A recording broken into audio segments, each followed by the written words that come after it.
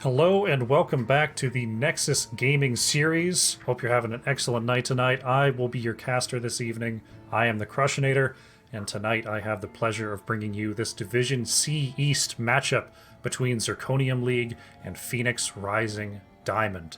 The teams are getting ready. We're going to get a lobby soon, but before we get to that, let's get a comparison up here. Let's check out the tale of the tape for these two teams. Zirconium League coming into tonight's matchup at 3 wins and 5 losses, at 9 and 13 on their map record. When they've had the option, they've chosen Volskaya Foundry 3 times and Sky Temple twice, though I did go through their map selections so far this season. They've chosen quite a number of different maps so far, so very well versed across the entire NGS map pool is Zirconium League. When it comes down to their hero choices, they have chosen ETC 7 times, Raynor 7 times, and Zool they've actually been able to play 6 times so far this season, getting past those bans. Looking over at Phoenix Rising Diamond, they're coming into tonight with 2 wins and 7 losses, 6 and 14 on that map record. When they've had the option, they've chosen Tomb of the Spider Queen and Infernal Shrines the most, though first pick has been their priority for the most part this season. And when it comes to their hero choices, some very interesting ones that I don't see an awful lot. Muradin coming in at 8 games played, Lucio also 8 games played, and Leoric at 6 games played this season for Phoenix Rising Diamond. Very interesting picks. Not a whole lot of hero overlap between these two teams from what I could tell in my research, so it'll be interesting to see whether these teams are going to flex their drafts in order to throw off their opponents, or if they're going to stick to what they know and look for the wins that way.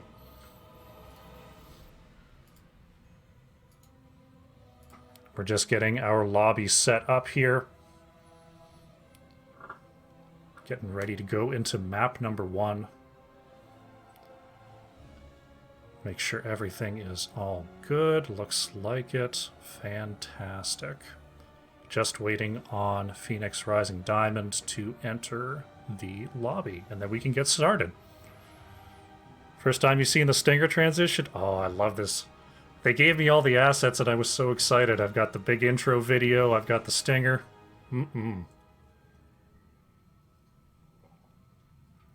Love that kind of stuff. Alright, looks like our lobby is loading in. Got to make sure that I'm not accidentally put here onto team number 2.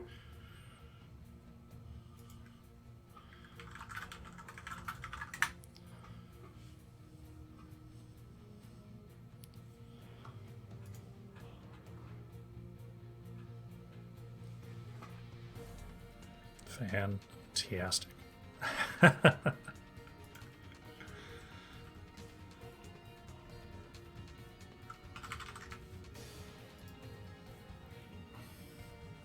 Stinger version with audio. I think I like the muted version because I'd like to talk over those transitions as they go between the screens, but I could test it with some audio.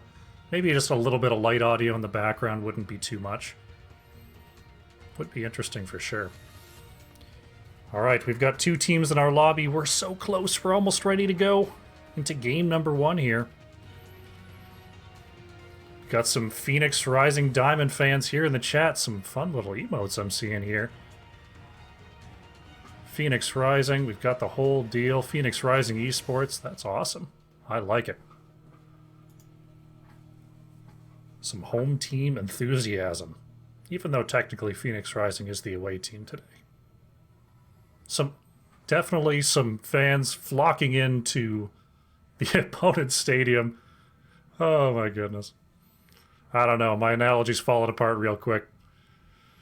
Thoughts on May or Mal'Ganis in the PTR? May looks very, very fun. There's a lot of strong opinions right now about May. She's got a very, very versatile kit, but I mean, we got to see her in play. She looks really fun. I'm excited that there's another tank in the mix. In terms of Mal'Ganis, I haven't looked at the particulars, but getting a new tank and a reworked tank hopefully will shake up this Johanna ETC dominance that we've been seeing. Like to see a little bit of variety in those tank picks that doesn't come down to just comfort. That would be excellent. How am I doing? I'm doing pretty well here, Sparhawk.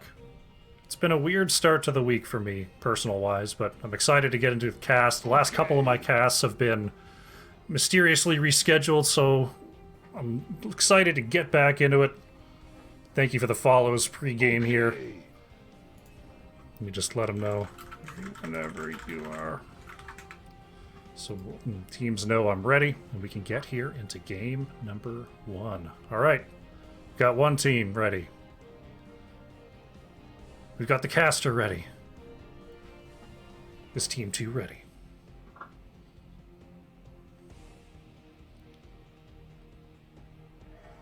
We're so close, team. You can feel it. I'm so excited for this map. I want to let you know what the map is, but I want to make sure I time it correctly. All right, the teams have all said they're ready, which means the time is now. It's time to take you over to the map screen.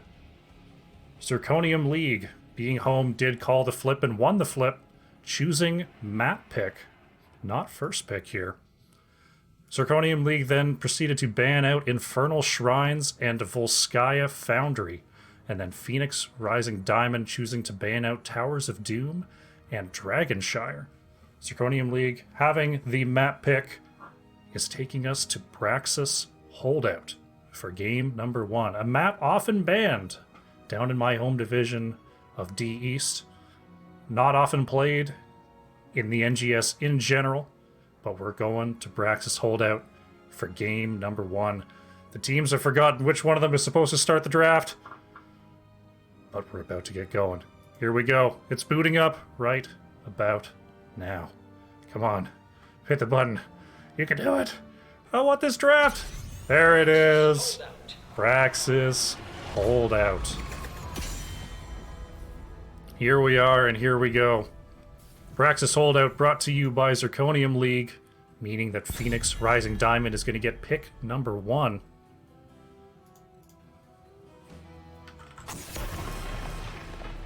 Choosing to ban out Greymane here on Braxis Holdout. Greymane, kind of the kitchen sink of assassins right now, as long as we're talking about kits. Strong, single target blow up, very strong PvE presence. It's going to be a Rexar ban from Zirconium League. Rexar pretty much the king of the top lane, king of point control. They don't want to see him here on Braxis Holdout. Pretty well thought out there.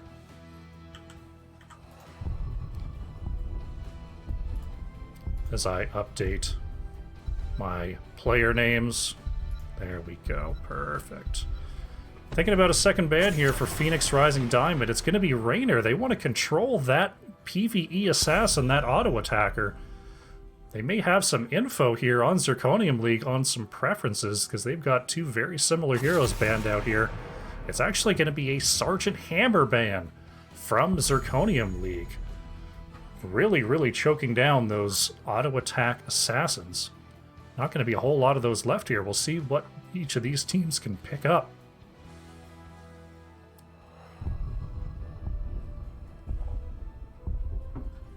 As we're looking to Phoenix Rising Diamond for their first pick here on Braxis Holdout, it's going to be that ETC. They want to control that top tier tank.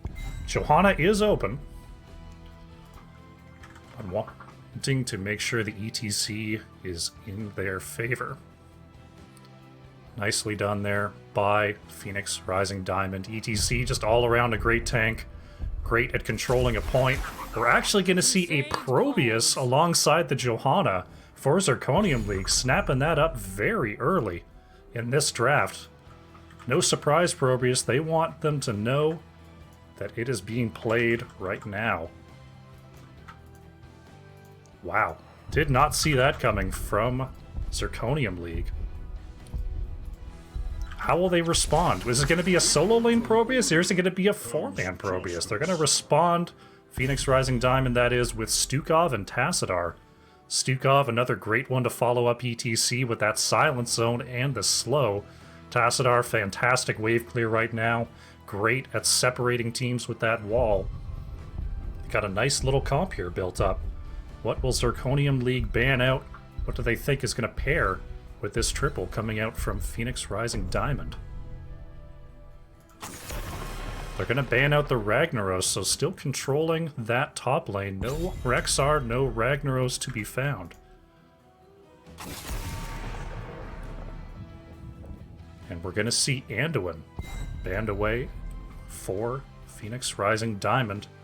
They don't want anyone getting saved from those Tassadar walls and those ETC slides.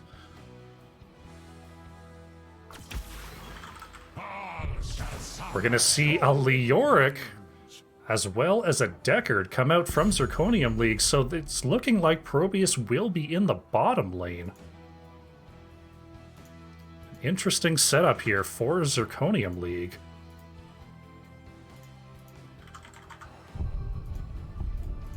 As I quickly fix my teams here. Perfect.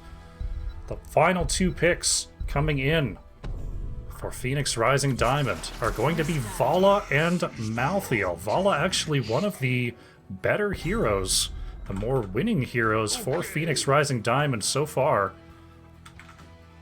And they're going to pair that with a Malthael in the top lane, so we're probably going to see a Malthael-Leoric matchup. Though, with this Probius, they could possibly switch that out. I'm interested to see what the plan is, and we're going to see a Gul'dan, my favorite mage, Gul'dan, come in. Oh, goodness. For Zirconium League, as I accidentally close my software. That's not good. Alright. Most everything is saved. We'll pick that part up in the later bit. But, won't worry about it for now. It's Zirconium League. It's Phoenix Rising Diamond. Game number 1 on Braxis Holdout. Here we go.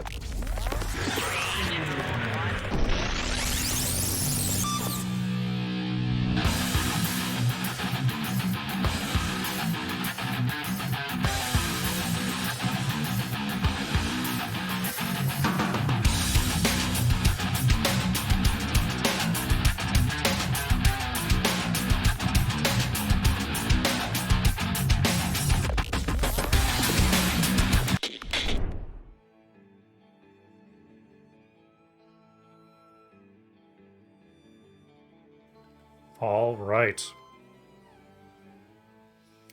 Loading in here to Braxis Holdout in the blue Zirconium League and the red Phoenix Rising Diamond. Some powerful wave clear on both sides, possibly tipping in the favor of Zirconium League, but ultimately here on Braxis it's about winning those points so that you don't have to wave clear.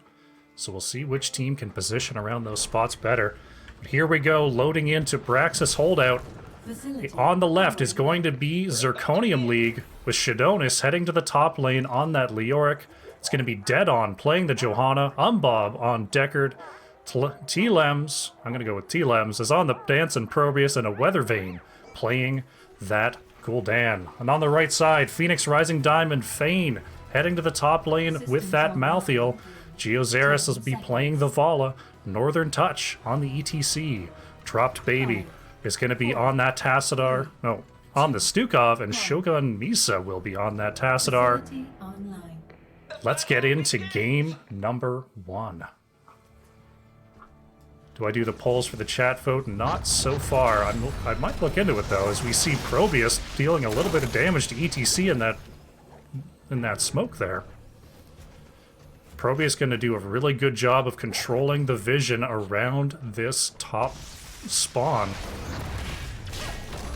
Johanna, a tough player to get past, as we see the Tassadar wall not quite trapping Johanna there. Great control of the smoke there from our Probius player, as we see ETC looking to clear out those cannons. But with those... Oh, we see Tassadar poking down that pylon. Very nicely done there from Shogun. As we see some good trading out here, very strong wave clear on both sides, means there won't be an immediate advantage. Gul'dan taking some poke there.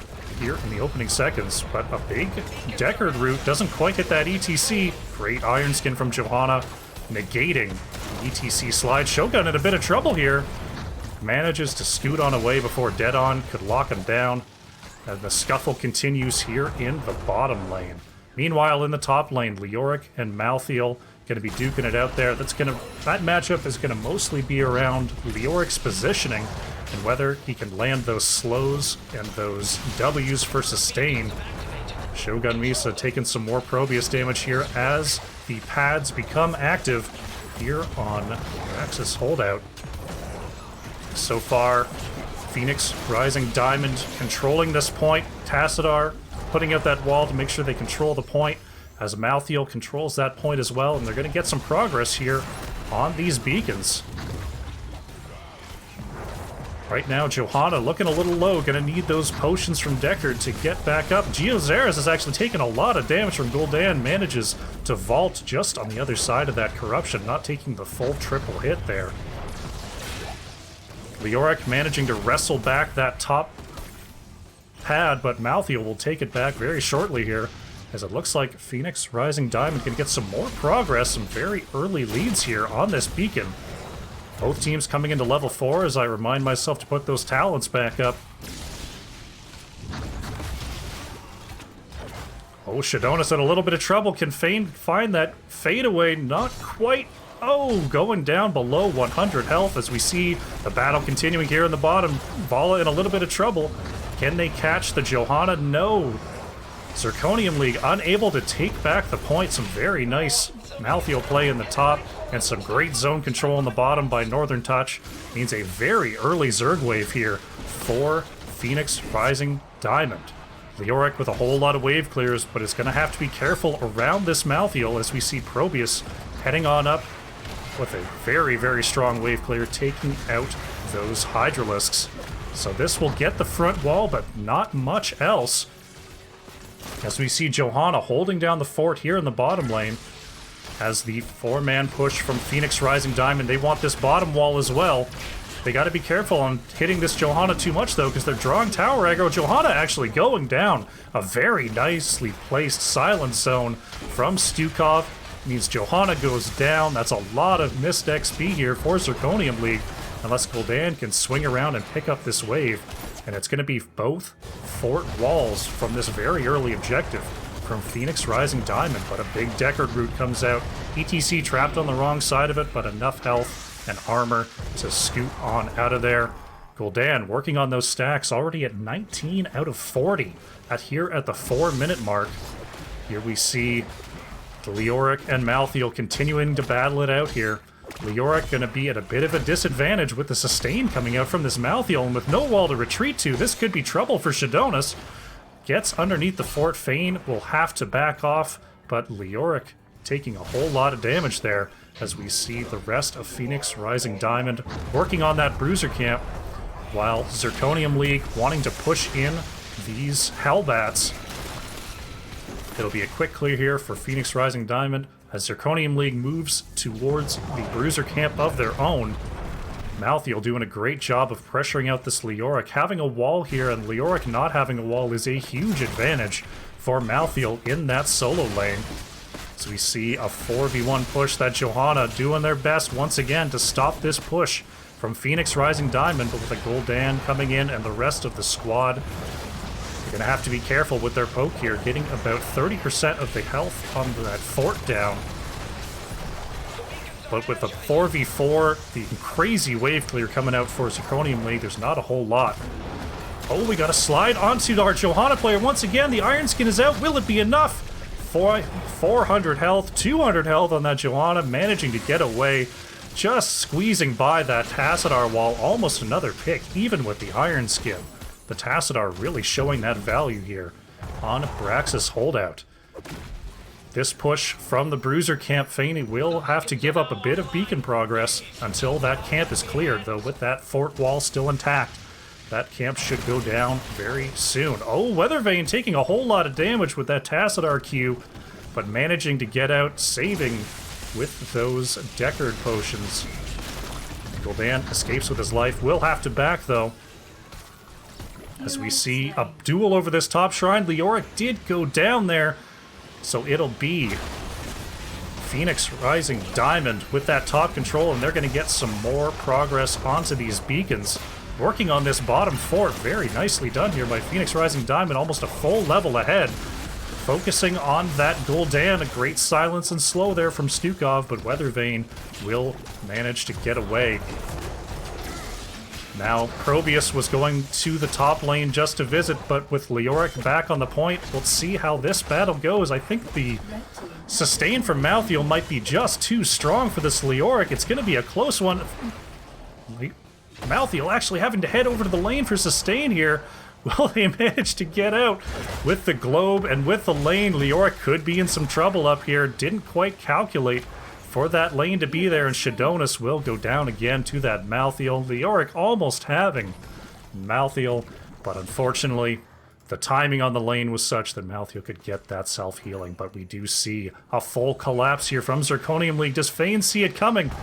With the mount there, manages to scoot on out. Level 10s here for Phoenix Rising Diamond. They're going to invade onto this Hellbat camp, while Zirconium League is stuck up top. We'll have to rotate away and be careful here. They do not have their heroics just yet.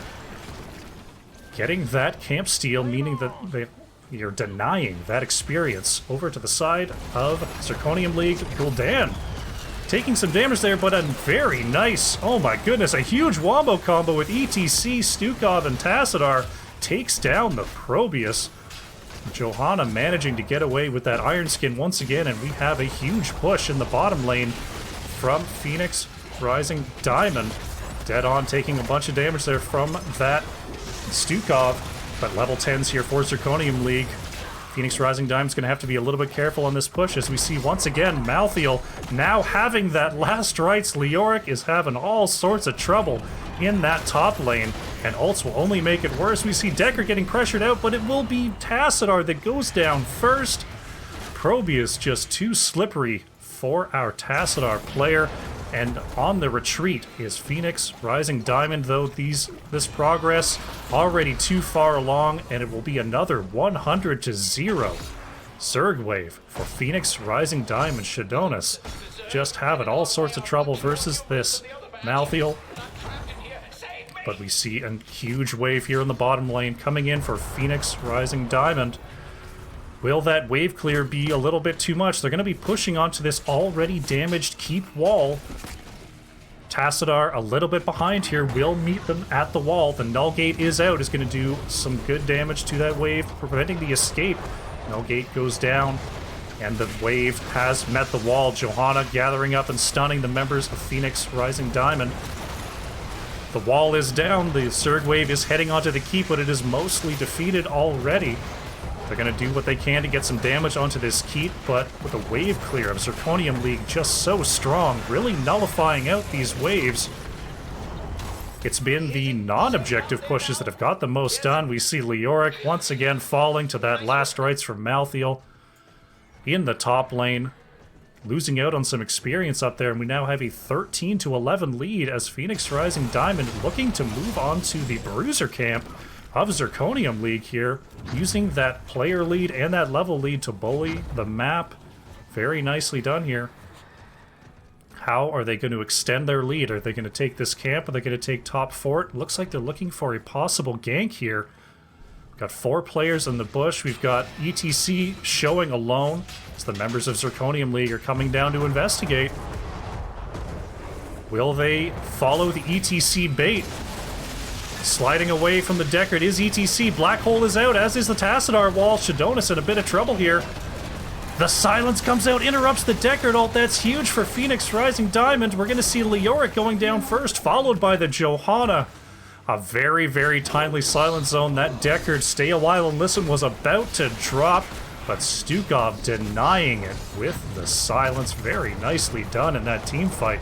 Very timely abilities, as we see the Bruiser camp going over to the side of Phoenix Rising Diamond, taking both camps from Zirconium League and taking a healthy 2-level lead here on Braxis Holdout.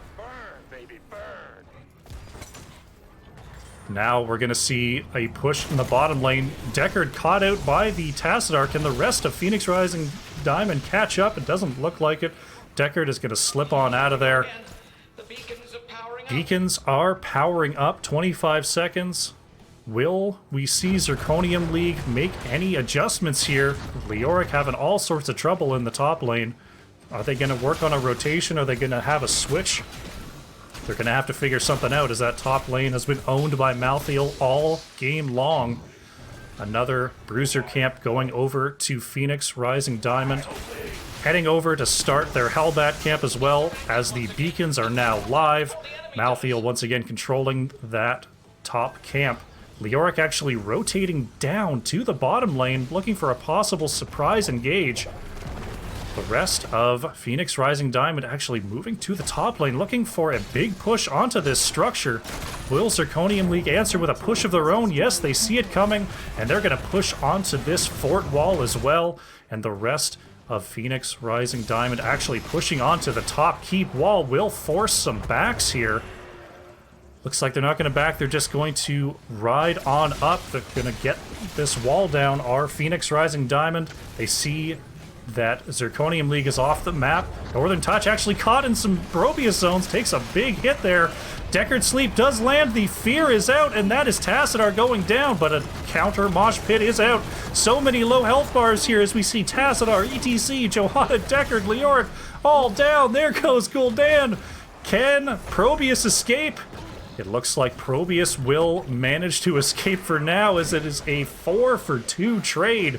Phoenix Rising Diamond managing to get the better of that exchange with that 2-level lead scaling in health. Although that was a very nice engage there. Probius getting the full burst combo off. And the Gul'dan Horrify, but just not quite enough damage from Zirconium League to finish off Phoenix Rising Diamond. A very nice effort there, though, as we see 40% on this objective. Members of Zirconium League actually heading back down to the bottom lane.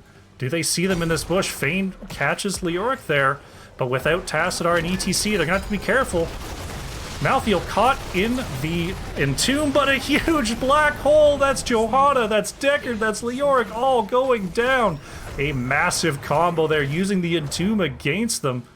As we see now another 100-0 Zerg wave for Phoenix Rising Diamond is going to be barreling down that weakened top lane.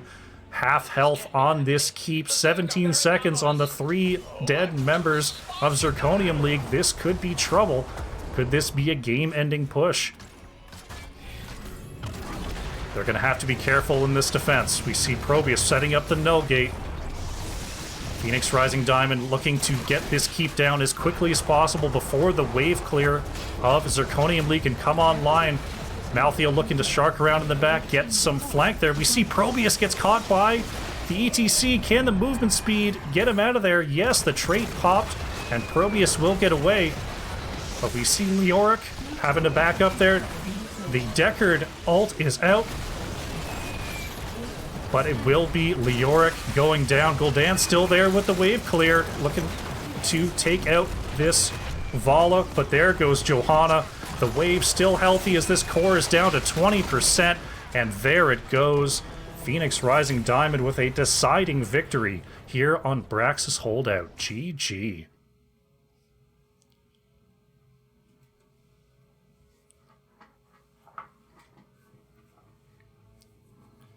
And there is the post-game, 17 kills to 3. The big story of that game for me, Malthael, just a fantastic matchup into Leoric in that top lane. Leoric did well in the opening minutes, but when that last rites came online, there was just no chance. We did see Zirconium League make an adjustment, make those rotations, and almost get a team fight that they wanted, but ultimately it was Phoenix Rising Diamond victorious here on Braxis Holdout. Awesome.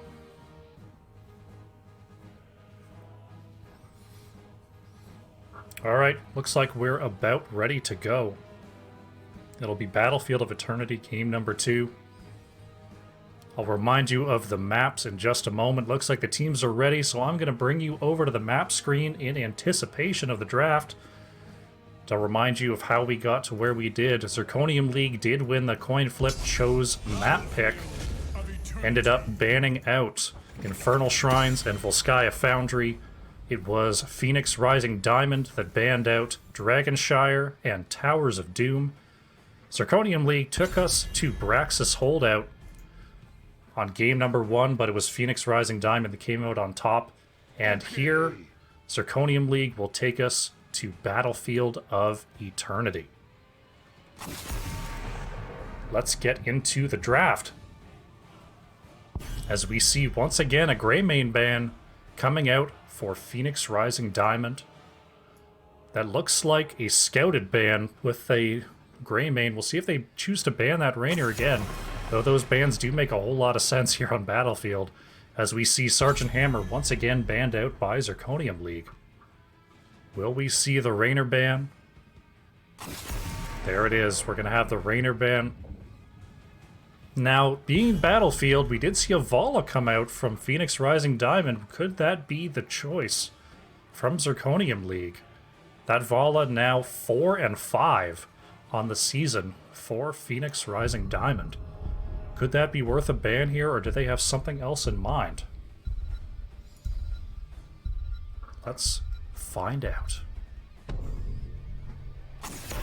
It's going to be that Tassadar bans. Tassadar performed very, very well for Phoenix Rising Diamond there in that game number 1.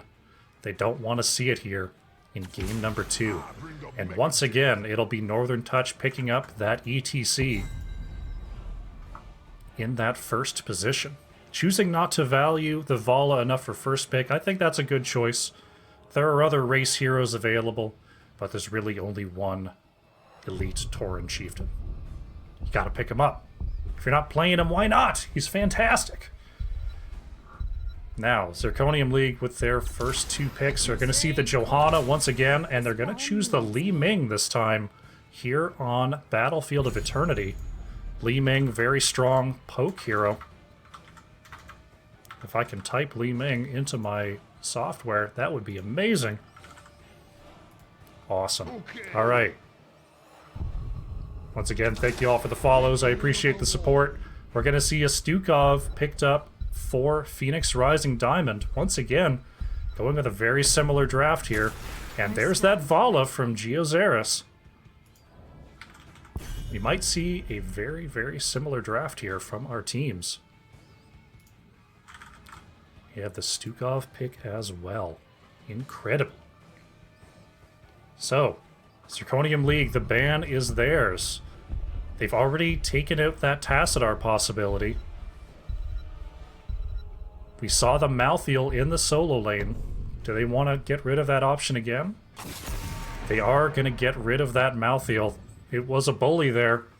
They don't want to see it come through again. That also removes a pretty good poke option.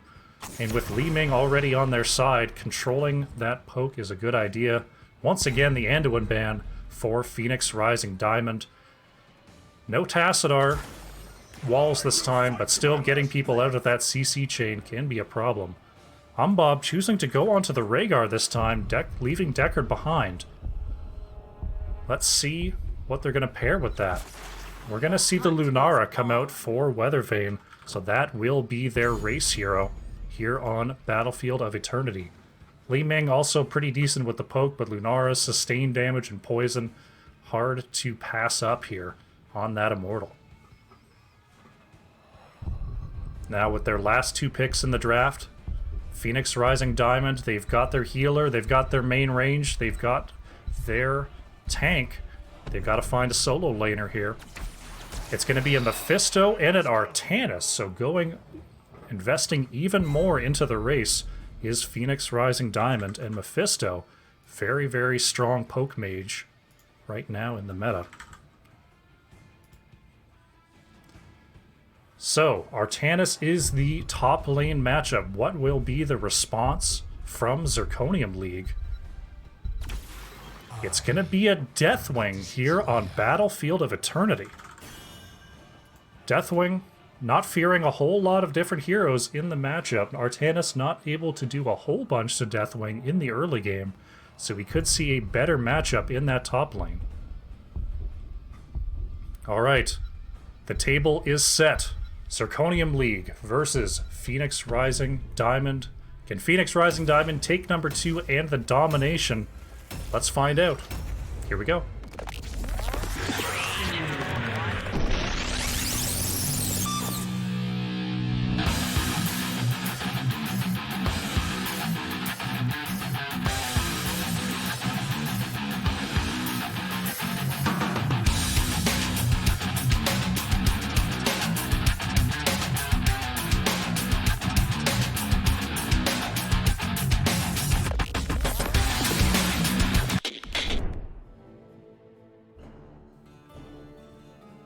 All right.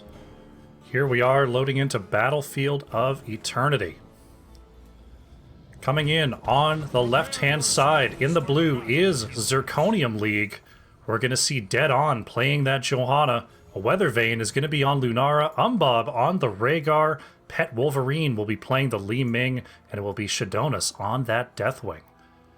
Coming in on the right-hand side is Phoenix Rising Diamond with Thane on the Artanis, Shogun Misa on the Mephisto, Northern Touch playing the ETC, Dropped Baby on that Stukov, and Geozaris reclaiming his role on the Vala. The battle begins here on Battlefield of Eternity. As I bring up the Talons at level 1 for the first time today, and the crowd goes wild as we see these teams looking to control vision. I'd say we have a slight wave clear lead for Zirconium League with that Rhaegar Johanna. You see Shogun Misa taking a whole lot of damage from that Lunara in the opening salvo.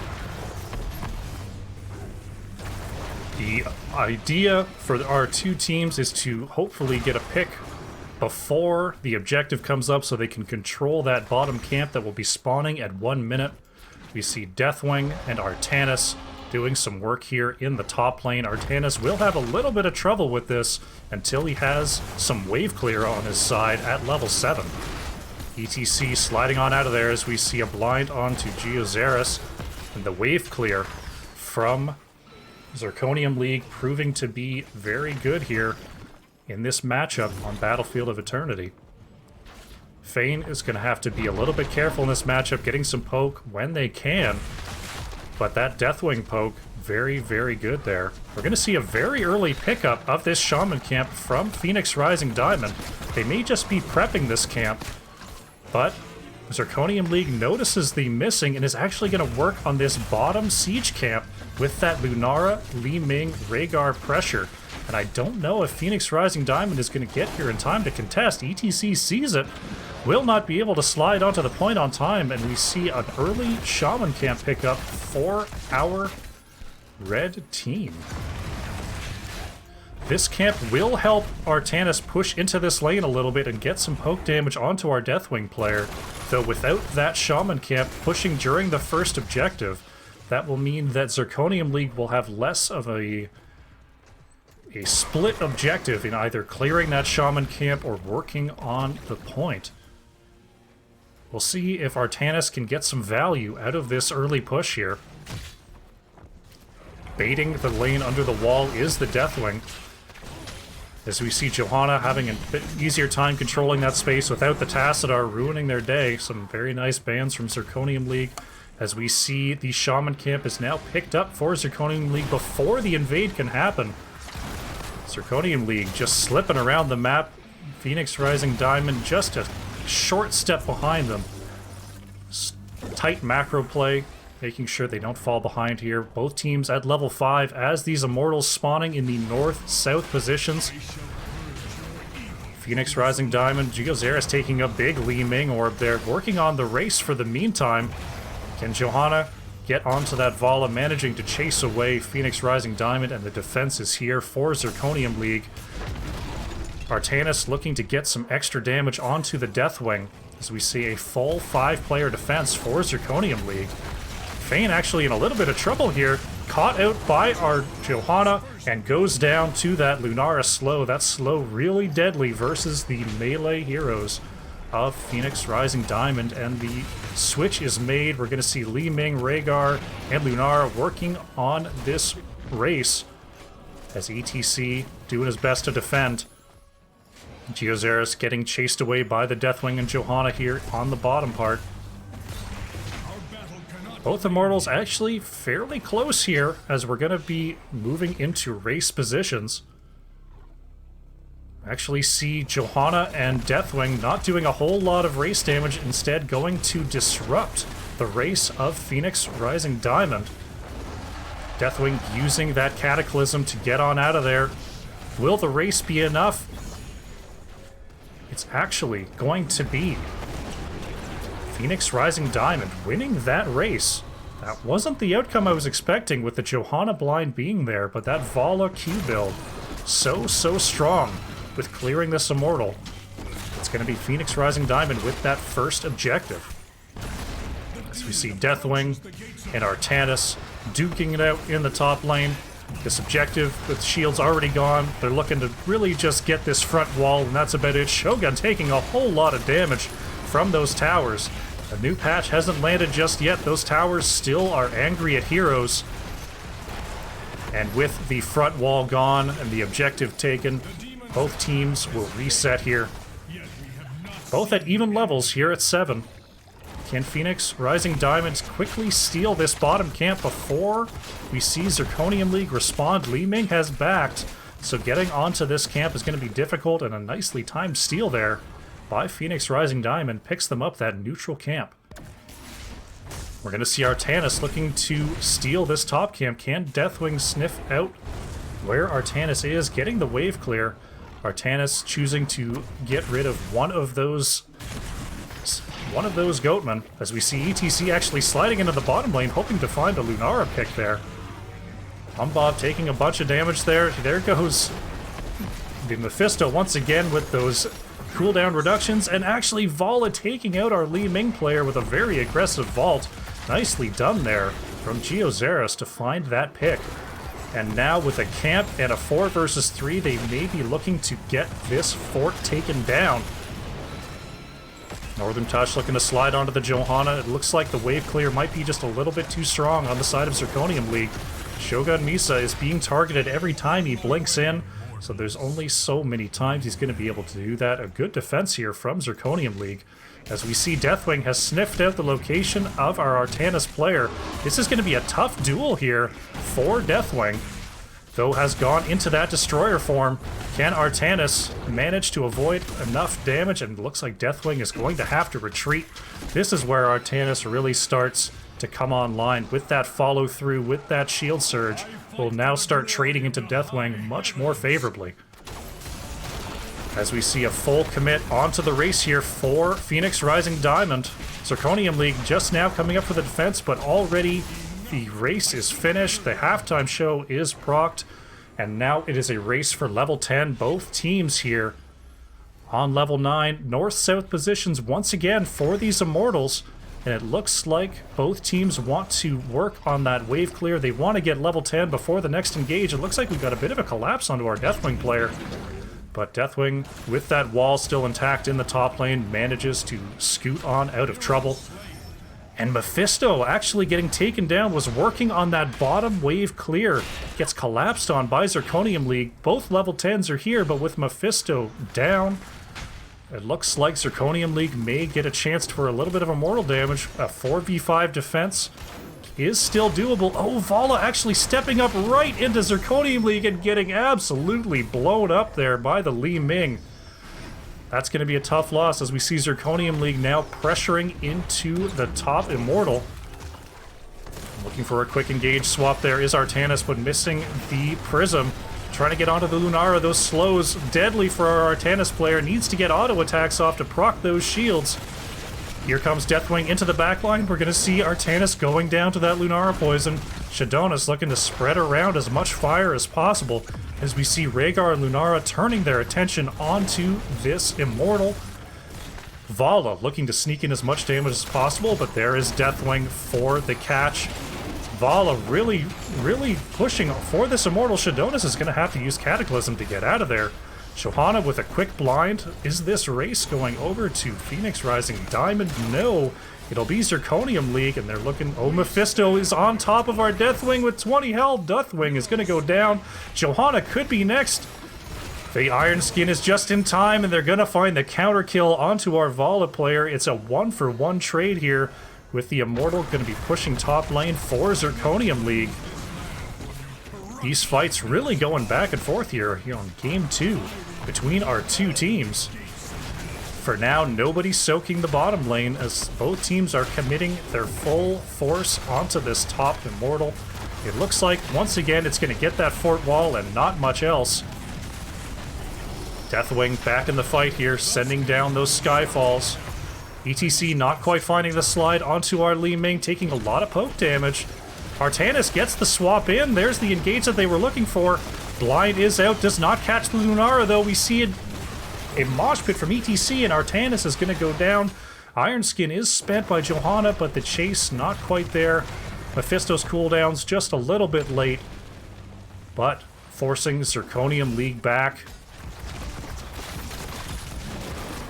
is Phoenix Rising Diamond. Even though they lost one member in that team fight, much healthier in that 4v5, managing to push out Zirconium League. Deathwing using that low cooldown global to get to the bottom lane, now on a 13 to 12 level advantage, as they are soaking uncontested there in the bottom lane. The neutral camp is taken out by Zirconium League. Deathwing does smell Phoenix Rising Diamond coming, managing to get on out of there, not getting ganked. Though keeping an eye on this bottom camp is going to see Phoenix Rising Diamond scooping up this camp, though nothing that they can do about it. Getting a little bit of damage onto those Goatmen before retreating. You see the Shaman camp picked up for the side of Zirconium League. The Shaman camp just now becoming available for Phoenix Rising Diamond. They're going to head over there as a team to try to get that started as soon as possible. Moist Venus bringing the raid from his series before. Welcome. We are in game number 2 here. Phoenix Rising Diamond has a 1-game league over Zirconium League as we see a dive here onto this bottom fort. Weathervane taking a lot of damage. Stunned out his pet Wolverine right into the Stukov silence. And that's going to be Li Ming going down. Johanna taking a lot of shots from that tower, but using that Iron Skin to get on out of there. Deathwing doing their best to ward away the advancing Phoenix Rising Diamond. ETC just missing that power slide, but we see Artanis on the side of Phoenix Rising Diamond doing what Artanis does, and that's getting race done. Very nicely done. How to be Phoenix Rising Diamond. Li Ming just now coming up. Let's see how much more race we can get from our two teams. We still have a small level lead here for Zirconium League, though not a talent lead anymore. Johanna with that extra Iron Skin, looking to move in and disrupt as much as possible as we see the race here. Looks like the fight is going to be over this bottom Immortal. Shogun Misa taking a lot of poke damage once again from the Lunara. That Wolverine getting blasted out by that Vala Q damage. ETC ult. Oh, and they're all caught in the Deathwing breath as we see ETC and Mephisto going down. Artanis could be next as being chased by the Rhaegar. Johanna actually going down to the Stukov and the Vala. It looks like now Artanis is going to be next. It's a 1-for-3 trade as Vala and Stukov will have to retreat, not being able to take down the Deathwing. And it looks like Zirconium League is going to be working on this top Immortal with their 3 racers. Deathwing making sure that Vala doesn't come in here with some Vault Q action. They want to make sure this objective goes over to their side.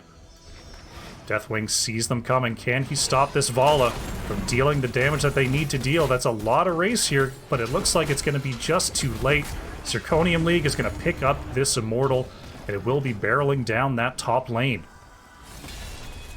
We still see a level advantage here for Zirconium League coming up on the all-important level 16. This top fort all but taken down here. Mephisto trying to get as much damage out as possible. Once again, great focus fire from Zirconium League, getting poke onto that Mephisto when they go in. A bit of shields here on this Immortal. Deathwing coming over the wall at an interesting angle there, making sure to cover their retreat. As we see, now taking some tower shots is Deathwing, getting down to 2 plates there. We see the fort going down, and Phoenix Rising Diamond does have to retreat. Level 16 about to come in for Zirconium League. That's an important tier here. Pet Wolverine taking a lot of damage there from that Volapoke. Shadonis actually using that Cataclysm once again from that level 10 talent to make sure to cover the retreat with that Cataclysm. Northern Touch is going in, gets a big slide on the Weather Vane. There's the Vala Burst and the Mephisto, just to be sure, but that Lunara is toast. And a great defense there by Phoenix Rising Diamond. They lost their keep wall, but they put up a great defense. Those kills from the defense are going to catch them up in experience, almost level 16 here, as both teams choosing to get these neutral siege camps. And we're going to see level 16 coming in here for Phoenix Rising Diamond. This level lead not long for Zirconium League. We're going to see a full push here in the top lane, picking up that top fort. Deathwing dropping down, but nothing that they can do. Artanis chasing away Shadonis here. And they're actually going to push onto this keep. We've got a race situation with 3 in the bottom lane and 2 defending for Zirconium League, and a full 5-man push here for Phoenix Rising Diamond. Can they get this last tower here? They need to get enough poke. But the Artanis with that amateur opponent just dealing so much damage to structures. Shadonis actually taking a lot of poke here from our Vala player, using the Cataclysm to hopefully dissuade and engage. But no, they're going to go straight in on this. Oh, Mephisto taking just too much damage there from the Incinerate. Shadonis breathing in triumph with that fallen Mephisto. Actually goes right in on there. They're going for core. Phoenix Rising Diamond, they're not waiting for anything. They want this game right now. It is a core race here. We see pushing onto the core is Zirconium League. Pushing onto the core is Phoenix Rising Diamond, but we've got some kills here. Geozaris the only one left with the big race, and Vala goes down. Can Artanis proc those shields enough? 50%, 20% on the side of Zirconium League, and Zirconium League is going to win the race. What a core push from both of our teams. But it's going to be GG for Zirconium League, going now to 1-1 in this series. Wow. That was not the way I saw that game ending.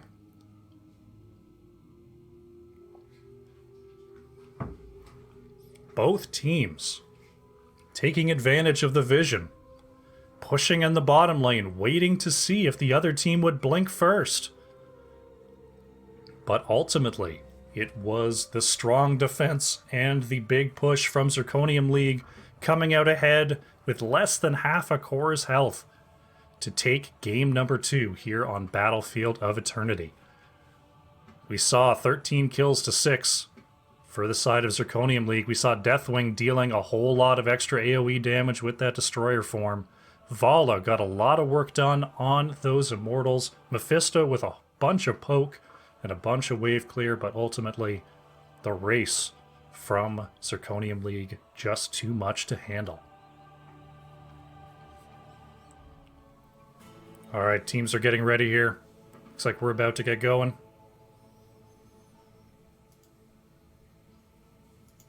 Alright, as this is about to start, for the final time, let's take you over to the maps, let you know how we got here. Zirconium League banned out Infernal Shrines and Volskaya Foundry. Phoenix Rising Diamond banned out Dragonshire and Towers of Doom. Braxis Holdout was the pick by Zirconium League for game number 1. Phoenix Rising Diamond coming out ahead there. Zirconium League choosing to take us to Battlefield of Eternity for game number 2 and winning there. And now it is Phoenix Rising Diamond choosing to take us to Alterac Pass.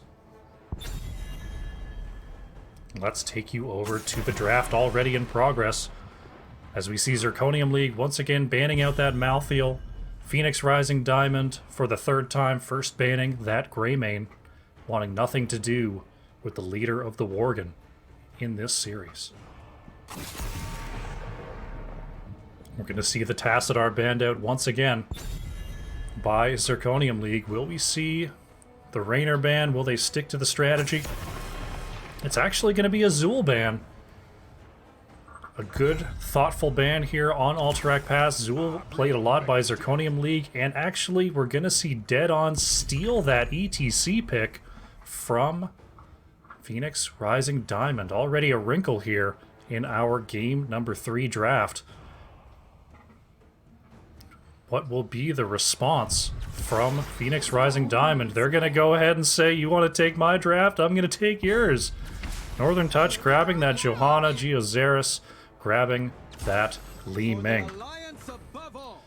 Then we're actually going to see the Anduin get through for Zirconium League, as well as a Chromie coming out from Pet Wolverine.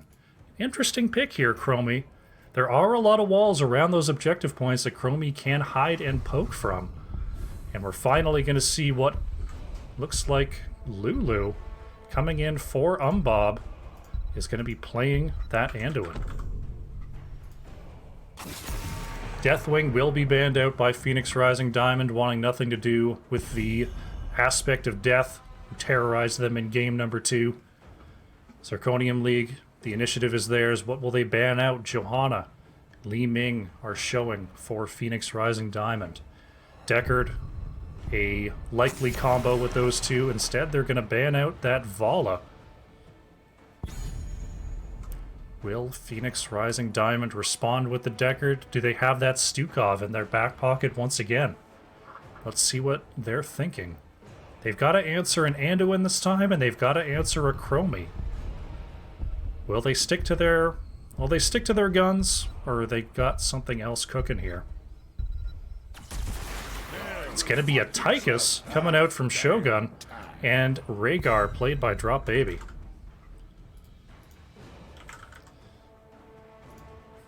Interesting to see the Tychus. Tychus can be very strong, oddly very strong in a solo lane situation, dealing a lot of damage and having quite the health pool. The final 2 picks, we're going to see Shadonis pick up the Dahaka. So that will be their main solo laner, and there it is.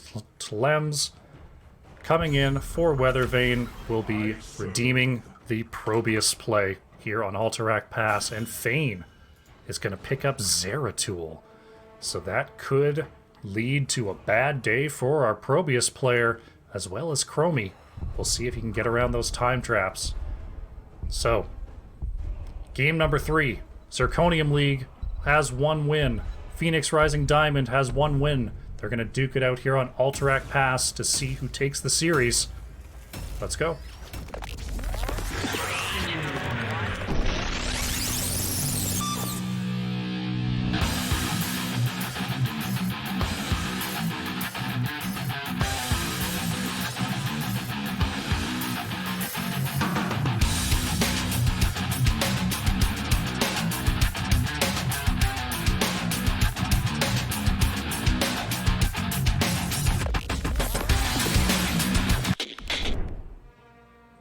Alrighty. Loading in here. For the 3rd time on the left in the blue is Zirconium League. We're going to see Dead On the ETC. Tlems on the Probius. Pet Wolverine will be playing the Chromie. Shadonis on Dahaka. And Lulu on Anduin. And on the right side, we have Phoenix Rising Diamond with Geozaris playing the Li Ming. Shogun Misa on the Tychus. Drop Baby will be playing the Rhaegar. Fane will be on that Zeratul, and Northern Touch on the Johanna. Here we go. Game number 3, Alterac Pass.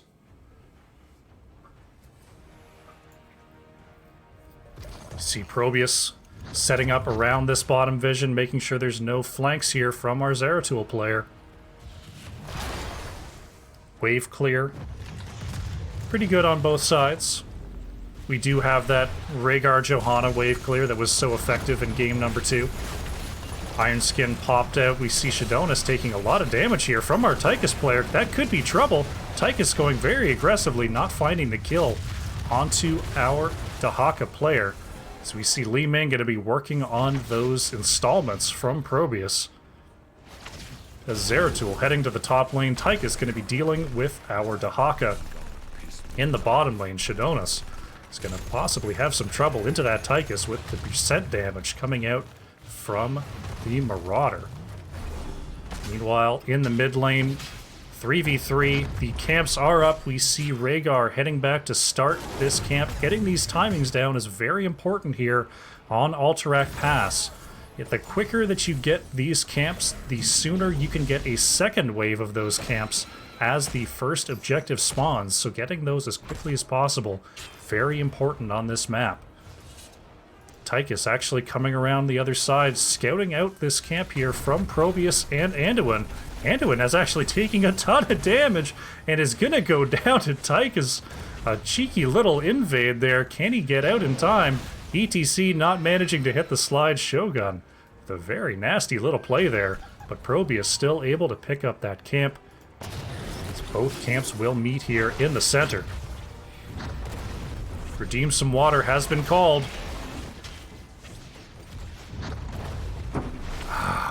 Water has been consumed. Tychus heading to the mid lane, wanting to help with this camp clear, as we see Zeratul and Chromie still battling it out in the top. Chromie going to have a little bit of trouble up there as they have to move into that wave to get the XP globes. It's wanting to make sure the wave comes to them as to not miss any XP there. Tychus once again coming down to catch this wave. Dahaka with the superior wave clear, but Tychus with the superior hero damage. We see Dead On sliding onto Northern Touch, but Iron Skin is popped, and the indomitable Johanna walks away for free once again. We see Zeratul has been taking a bit of poke damage here from our Chromie player, Pet Wolverine. Tychus standing proudly in the lane, gonna do their best to blast away that Dahaka player, as we see the prisons coming up here in about 5 seconds in the top position. Level 6 has come through for Phoenix Rising Diamond, and we see the camps moving. They're moving to get that second camp cap on both sides here. Phoenix Rising Diamond going to pick that up first as they had the quicker clear. Probius and Anduin once again looking to clear that. Hopefully Tychus doesn't visit again this time.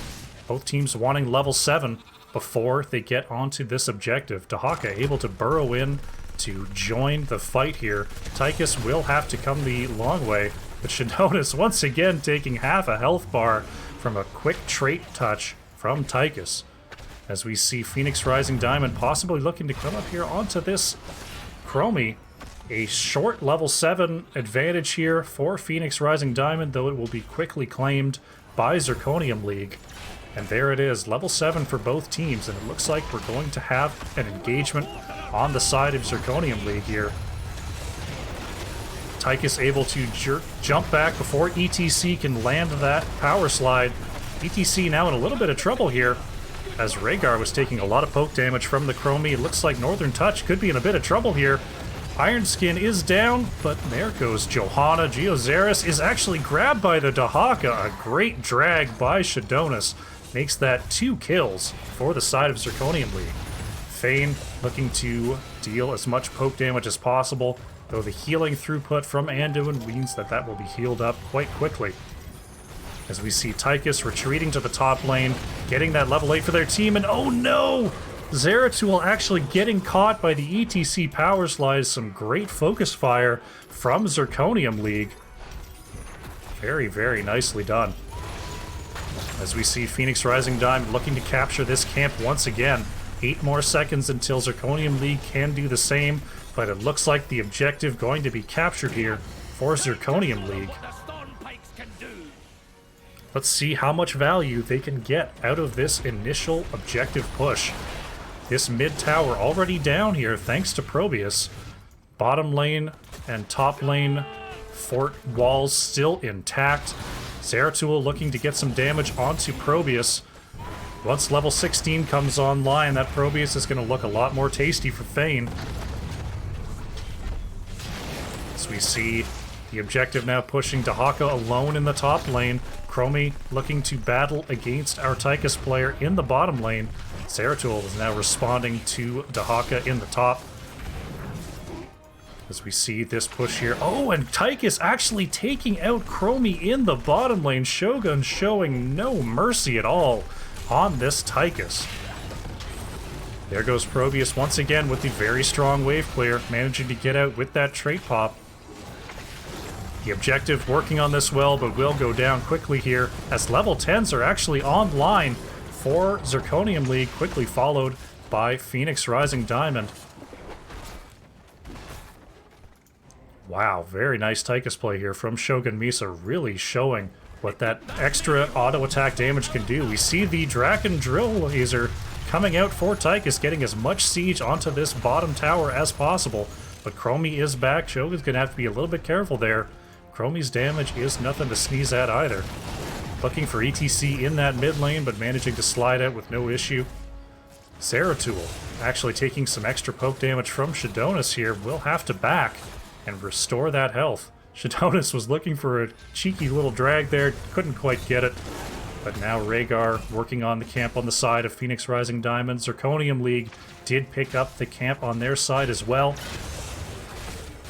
As the teams return to the lane battle, Shogun Misa actually in a bit of trouble using that dash to get out before ETC could get there. Looks like we may have a boss attempt from Zirconium League. Tychus not seeing this coming just yet, having to clear that lane. So far, nobody else showing on the map. It looks like Phoenix Rising Diamond could have sniffed this out. They're all moving towards that bottom lane. Tychus now definitely confirming this boss attempt. Here comes Phoenix Rising Diamond. Can they get here in time? Shadonis landing the drag onto the back line, using the stasis, and we're going to have a fight over this boss pit. It's going to be Anduin going down first here, and it looks like Phoenix Rising Diamond is going to push Zirconium League out of there. ETC going down, Li Ming going down, Chromie and Dahaka going down, and it will be Phoenix Rising Diamond with this boss steal. Just not quite enough PvE damage from Zirconium League to complete that steal. Phoenix Rising Diamond sniffing it out, coming to that bottom lane, and they're going to have a free push onto this bottom fort as the members of Zirconium League just now coming up. The drill is dropped, and they want this bottom fort down as the objective comes through. Probius working on this camp clear. As we see a healthy boss pushing down the bottom lane. The boss not doing a ton of damage here on Alterac Pass, but has to be dealt with nonetheless. As we see the prison camps have spawned, and it looks like Phoenix Rising Diamond choosing to ignore the objective, possibly going for the top boss. Tychus with that quick clear, and yes, they are going to make a play for this top boss. Zirconium League has already cleared it. Will they make a push to contest? But this boss going down so quickly thanks to that Rhaegar and that Li Ming. Not going to arrive in time. Shadonis, even with the dig, will not get there. And that is two bosses for Phoenix Rising Diamond. Will they stay to push in this top lane? It looks like they're going to rotate down towards the bottom objective, leaving Zirconium League to clear. I'm going to get some time on these prison camps. Here comes Johanna and Tychus. Johanna blocking Tychus' way for just a moment there. Zeratul and Rhaegar with that very quick camp clear, gonna pick that up and meet Zirconium League at the objective. Here they come. It is a 14-13 lead for Phoenix Rising Diamond. Got a 5v5 fight here. Johanna a little bit softened up here. The Iron Skin is out. Tychus taking a lot of Chromie damage here. Fane stuck in the back. Another great slide onto Zeratul, but there is the Void Prison. Shadonis using a lot of regen there, popping all that sweet Dahaka healing. And now Chromie damage, Chromie poke, managing to push away Phoenix Rising Diamond, resetting this objective to 21 seconds. Probius is going to have to work on this camp clear in the middle lane. Phoenix Rising Diamond sees this and is going to move on to the objective side of Zirconium League, try to get a few more seconds on this channel. Fane playing very aggressively, wanting to get damage onto the Chromie and the Probius. And the timer is started once again. Tychus right in the thick of things gets slid on by the ETC. Bloodlust is out, but it's too late. Tychus going down here. Light Bomb catches Johanna, catches Zeratul. Can Probius get away? It looks like Johanna in a bit of trouble here, but the chase just not quite strong enough for our Dahaka. Oh, Chromie with the bombs can't quite find the Johanna. A great defense here for Zirconium League, catching the Tychus and getting the Bloodlust ultimate out of Rhaegar means that they can move safely onto the side of Phoenix Rising Diamond and get some channel time of their own. Now with just 4 seconds left on the timer for Zirconium League, they're going to have to be careful that Zeratul doesn't sneak around the backside and start that timer. Zeratul showing with some backline poke here. All 5 members of Phoenix Rising Diamond now up, looking to control the angles here. Shogun Misa trying to stop this channel. It looks like the enemies have retaken their camp. Shadona's taking a lot of poke damage here. Fane stuck in the back, and Zeratul is going to be the first to fall. Light Bomb out, and Dahaka will be next. It's 1 for 1. Can they find Dead On? ETC is taken out. Leeming resets, proving very valuable here. And with a 2 for 1 trade, Chromie is going to back. They're going to give up the poke here. And the second objective of the game will go over to Phoenix Rising Diamond. Bottom fort is gone. Mid fort softened up. Top wall almost gone. The bottom lane will be the most important to defend here for Zirconium League. And that is the lane that Phoenix Rising Diamond wants to push. They want this keep off the objective. Tychus staying mid lane, making sure to keep that experience lead. Now 16 to 15, a very important tier difference here for Phoenix Rising Diamond. Getting the poke onto this wall. Dahaka looking for a drag, connects onto our Rhaegar player. ETC with the slide, catches 2. Rhaegar now taking a ton of damage from the tower, manages to get on out of there. Shadonis actually, the Light Bomb is stopped. There's the Bloodlust. Can they dive into this tower? Zeratul is actually counter-killed by the tower aggro. A great Void Prison catching the Light Bomb there, but ultimately just too much damage coming out. A great defense from Zirconium League means that they'll have to settle for just the forts here on this objective. Phoenix Rising Diamond going to confirm this top fort, but without Zeratul, they're going to have to be careful of a full engage here, as Zirconium League looking to possibly force the issue here in the top lane. Dahaka using that global to get to the bottom lane, get that level deficit under control, as we see it is now 16 to 17. Dahaka wants to make sure to make up that level difference. Both teams now going to be focusing on their bruiser camps. Getting those pushing as often as possible is the goal here on Alterac Pass. Bottom boss is available, top boss about to be available as well, so the teams are going to have to make sure to keep vision on those 2 areas of the map. And here they go. It is Phoenix Rising Diamond looking for a possible push. They know that they've got this lane pushed out. And here goes Zirconium League. They know that that's the play. They're going to go check this bottom boss to see if they can take a 1-for-1 boss trade here. They see that there's no play here. Are they going to commit to it? The top boss already taken. Now they see it taken. They're going to have to work fast here, as Phoenix Rising Diamond will be coming straight down to the bottom lane. This boss already at half health. It looks like the levels have done them a favor, and the boss clear is going to be enough. Zirconium League in the right position at the right time, captures this bottom boss. Zeratul actually looking for a possible flank, seeing ETC. Can they stop the back? Getting a quick dash onto Anduin.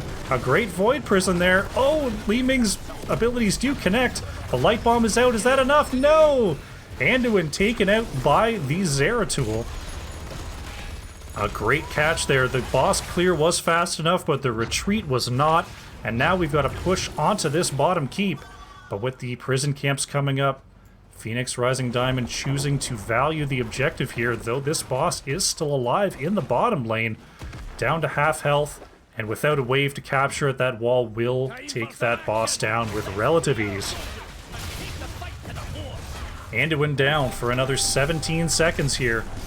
There is enough time for Zirconium League to come and contest this objective.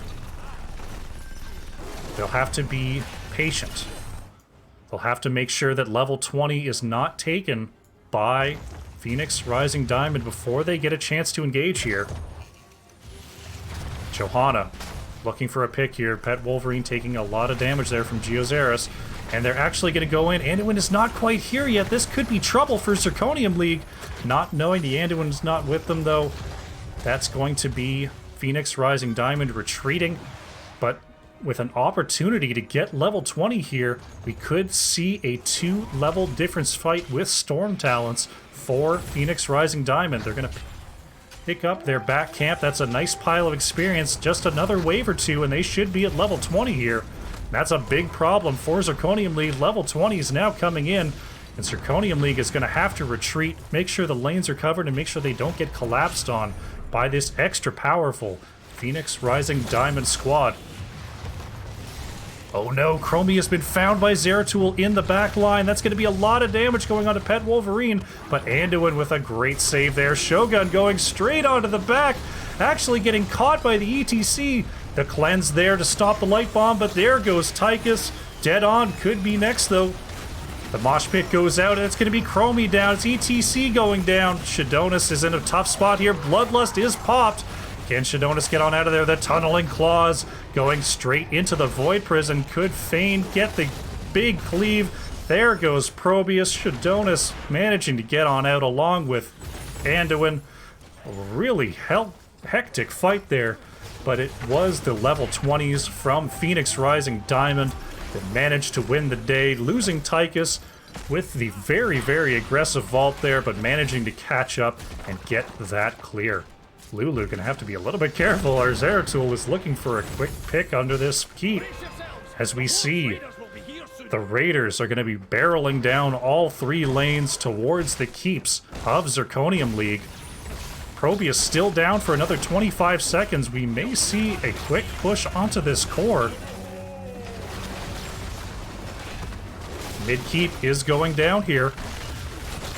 Johanna tanking this keep for now. 4 members of Zirconium League are up. The bottom keep is already down, but the objective is not quite here yet. Tychus is also coming in. Probius will be here first. Dahaka looking for a drag onto Johanna, but not finding it, and here come the Raiders. 2 of them will be going straight onto core. Zeratul trying to catch up that bottom lane. Tychus wants this Dahaka down, using that trait to just burn it down, and Li Ming manages to catch Dahaka before the regen can set in. And there's the Zeratul pushing back the Chromie and the Probius. This core is taking a ton of damage, only has the 1 keep for defense. ETC goes down. Dahaka already down, and it looks like it's gonna be Phoenix Rising Diamond with the victory, taking the series 2-1. GG.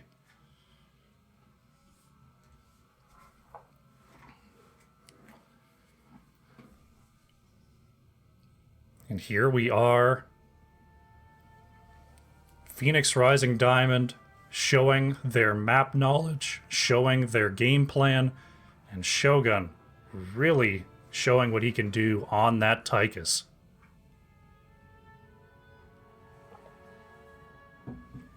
Very well done from both of our teams. The Zeratul, a great pick into the Probius Chromie. They both did a great job from the back line, getting those attacks out onto Li Ming, onto Rhaegar. But ultimately, the control from Johanna, the sustain from Tychus, and the burst from Li Ming Zeratul, just too much to deal with. And it is Phoenix Rising Diamond comes out ahead. All right, let me see if I can find an interview with Phoenix Rising Diamond.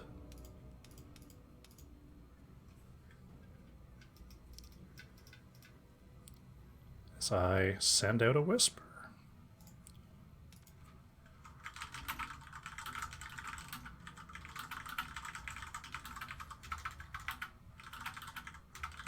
Let's see if we can get a post-game interview here.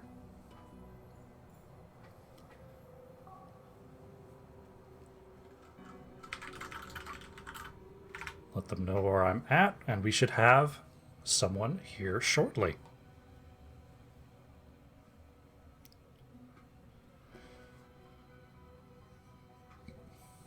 Wow, what a series. Hey, how's it going? Hey, great. How are you doing, Northern Touch? I'm pretty good. It's a good series, very hard fought. Fantastic series there. 2-1 victory for Phoenix Rising Diamond. Very, very nicely done. Thank Now, you. coming into teams the kind of getting together. We've had a couple new players in the last couple weeks. We had a couple of our longtime players move on, and having the two new players, we haven't had much time to gel yet, but we're kind of trying to figure out what roles we're in. We're kind of starting from scratch, actually. Really? Well, you look like you had a pretty solid game plan coming into this series. It's interesting to hear that wasn't a long-standing roster there. Well, some of our guys have played for a while. I know I've played for the team for a while. We've had Geo on the team for a while and Shogun. But in the last little while, since the two new guys, Fane and Drop Baby, joined, we've had to do some role swaps. I used to be an off laner. I had to move to tanking. Geo would actually flex from damage to healing, and he's been mostly like main damage now, as well as Shogun. And Fane has been really good, especially in game one there on the Leo. One of my favorite heroes actually to play, like holding it down on top on Braxis there. That was amazing of him. Yeah, that was a little bit of a tough matchup with that mouth heal, but really just a tough matchup. Now, coming into this series against Zirconium League, it looked like you both had each other scouted out pretty well there. Were you getting the drafts that you wanted in these games, or were you having to improvise?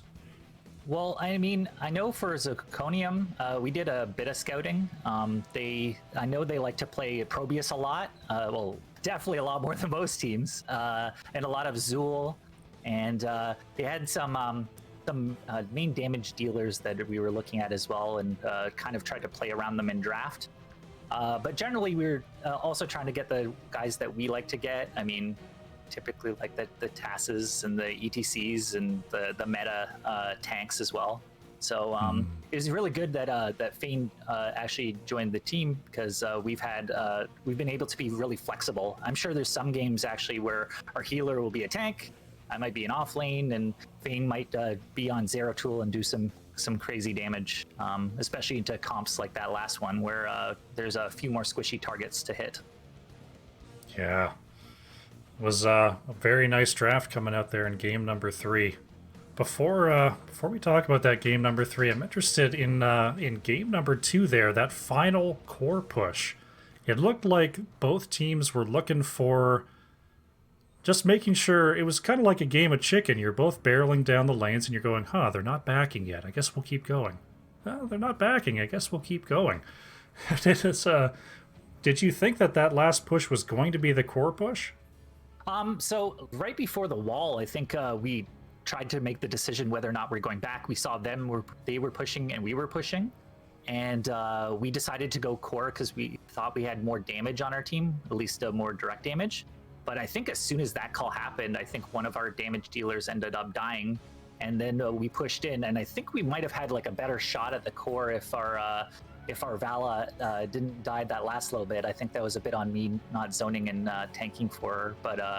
But yeah, it would have been a bit tighter if Vala was there. But generally, we were kind of all in at that point, and so were they. So it's kind of hard to go back. The first one back in that situation kind of loses after the fort was down and everything was pushing in. Definitely. Seeing both teams committing to that core push, you're definitely right that the first one to blink is definitely going to lose. And that core is a real tough one especially to zone out, just because of all of those freezing zones. Oh yeah, that has got to be one of the toughest ones in general. I mean, there's some that don't do anything. Like I find the Garden of Terror one, you barely notice it just because it's such a small area of effect. But freezing right next to a core with a team defending is kind of crazy. There's only seems like a couple millimeters you have on each side of you to try to dodge those circles. Yeah, very, very tough core there. Now, looking at game number 3, we did see Zirconium League picking up that Probius, but it looked like you had that Zeratul pick prepared. Is that something that you thought about on the fly for your draft, or was that a planned response to a Probius? Well, Fane typically will do like a off lane, like a bruiser type, but he's also very good at some damagey heroes, including Zeratul. So as soon as we had the Joe, you probably have enough tanking, and having a lot of heroes that are a bit squishier and that they have a hard time engaging on Zeratul, at least without auto attacks, makes it so that Zeratul can kind of go in there and harass to his heart's content, unless all he has to dodge is the ETC slide or the tongue. And as long as he's good enough at doing that, then we're good. But during the game, actually, Fane, our Zeratul, was complaining a bit because his mouse was actually going in and out. So he said that he was doing the last little bit on a trackpad. I don't know if that's true, but if he is, good on him. We got to get him a better trackpad, I guess. We did see Zeratul get caught a couple times by some very timely ETC slides. I wonder if that was the mouse more than the keen eyes from Zirconium League. But in the end, once that level 16 hits for Zeratul, there's not a whole lot the poor Chromian Probius could do. Very nicely done. Another big standout in that game was Tychus in the bottom lane, actually getting multiple kills just with popping that trait, standing his ground. It looked like, so Shogun plays a lot of Tychus, you were saying? Shogun will play a lot of Tychus. Shogun in general is a very aggressive player, and he goes all in a lot, especially on one-on-one lanes. And he's also a shot caller, so it makes it interesting, especially if we end up getting a kill, because you'll see us be pretty aggressive a lot of the time. But yeah, he's definitely one of our best damages and our best carries. So it was really good to see him take some of those one-on-ones. We got a lot of one-on-one kills those last few games from Fane and Shogun, catching people out. They were really good that series. Absolutely, and getting those kills to open up that level lead really helped out in that final fight and that final push onto the core. Really, really nicely done from you guys. Yeah, thank you. Now, your next opponent, it looks like, is Team Mana Frenzy. Is that a team that you've currently scouted, looking forward to playing? I haven't done much scouting on them yet. Usually, I'm doing some scouting the week before, but it'll be interesting.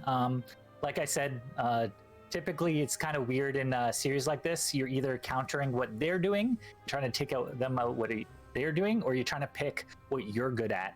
And sometimes the two overlap a lot.